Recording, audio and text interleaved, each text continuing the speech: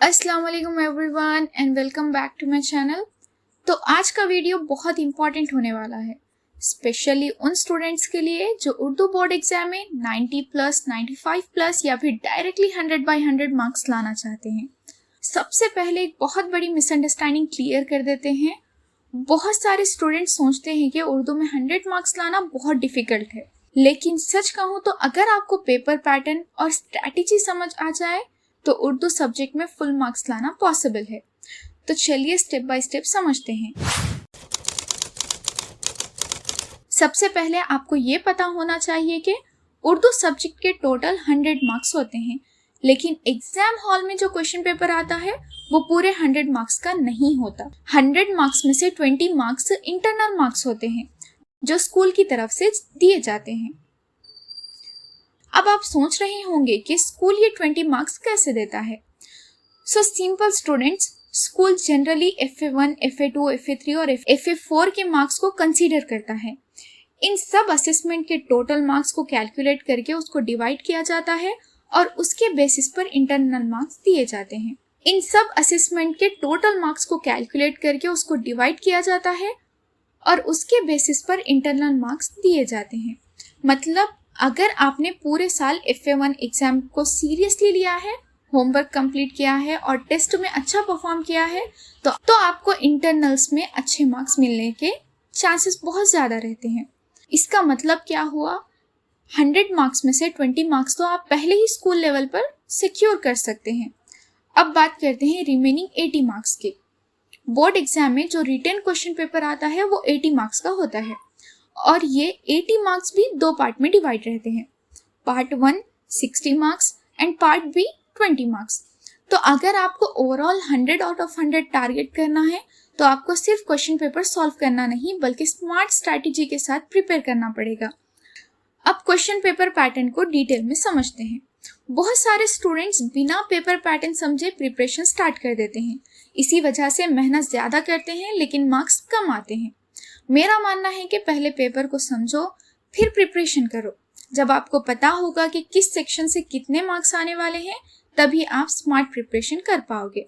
सबसे पहले part A में बिट नंबर 1 रहता है और बिट नंबर 1 में जनरली 3 सेक्शन लेकिन दोनों नहीं लिखने रहते हैं।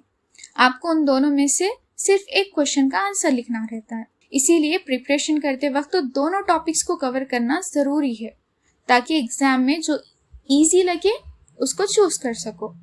और अब आता है लास्ट सेक्शन जिसे बहुत स्टूडेंट्स इग्नोर। सेक्शन ए में एक पैराग्राफ दिया जाता है और पैराग्राफ के नीचे 5 क्वेश्चंस रहते हैं। आपको पैराग्राफ पढ़कर उसी में से आंसर्स फाइंड करके लिखना होता है। इस सेक्शन के टोटल 5 मार्क्स होते हैं। देन उसके बाद सेक्शन बी आता है। इसमें एक नज़म दी जाती है और उस नज़म के नीचे भी 5 क्वेश्चंस रहते हैं। आपको नज़म को ध्यान से पढ़ना है और उसी में से आंसर्स ढूंढकर लिखना है। इस सेक्शन के भी आपको 5 मार्क्स मिलते हैं। एंड नेक्स्ट आता है सेक्शन सी। इसमें भी पैराग्राफ या नज़म दी जाती है। इसके नीचे 5 क्वेश्चंस रहते हैं। इस सेक्शन के टोटल 10 मार्क्स होते हैं, यानी सिर्फ पहले बिट में ही आप अच्छे मार्क्स स्कोर कर सकते हो। अगर रीडिंग स्किल्स अच्छी हो और आप जल्दी आंसर्स आइडेंटिफाई कर सको तो आप पहली बिट में अच्छे मार्क्स स्कोर कर सकोगे। अब आते हैं बिट नंबर 2 पर। ये सेक्शन स्टूडेंट के लिए बहुत इंपॉर्टेंट रहता है क्योंकि यहाँ डायरेक्ट टेक्स्ट बुक प्रिपरेशन का फायदा मिलता है। सेक्शन ए में 4 शॉर्ट आंसर क्वेश्चंस आते हैं। हर क्वेश्चन के 3 मार्क्स रहते हैं, मतलब 4 questions into 3 marks is equals to 12 marks, यानी कि टोटल 12 मार्क्स मिलते हैं। यहाँ आपको लेसन और नज़मों की अच्छी प्रिपरेशन होनी चाहिए। अगर शॉर्ट आंसर्स प्रॉपरली याद है तो ये मार्क्स बहुत इजीली स्कोर किए जा सकते हैं। अब सेक्शन बी की बात करते हैं। यहाँ लॉन्ग आंसर्स क्वेश्चंस आते हैं। क्वेश्चन पेपर में टोटल 6 क्वेश्चंस दिए जाते हैं लेकिन आपको उनमें से सिर्फ 3 क्वेश्चंस अटेम्प्ट करने होते हैं। हर क्वेश्चन के 7 मार्क्स होते हैं, मतलब 3 क्वेश्चंस के हो गए आपके 21 मार्क्स। तो ये सेक्शन सबसे ज़्यादा स्कोरिंग सेक्शन में से एक है। अगर आप लॉन्ग आंसर्स को प्रॉपर हेडिंग और पॉइंट्स के साथ लिखते हो तो फुल मार्क्स मिलने के चांसेस बढ़ जाते हैं। अब आते हैं बिट नंबर 3 पर। यहाँ सेक्शन ए में 2 क्वेश्चंस दिए जाते हैं लेकिन दोनों नहीं लिखने रहते हैं।